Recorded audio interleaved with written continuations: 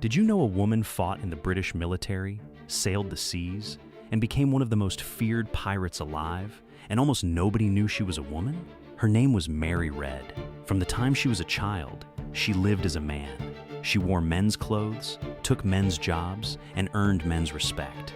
She served in the military. She worked on ships. She fought in battles, and she was good at all of it. When she eventually joined Calico Jack's crew, she was already one of the most capable people on board. The other pirates trusted her completely. They had no reason not to. Then came the trial. When the truth came out in that courtroom in 1720, it didn't just shock the crowd. It reframed everything. Every fight she had won, every moment she had been feared, every man who had backed down from her. She hadn't just fooled people. She had built a life on her own terms, and she had lived it fully. That's not a disguise. That's a story.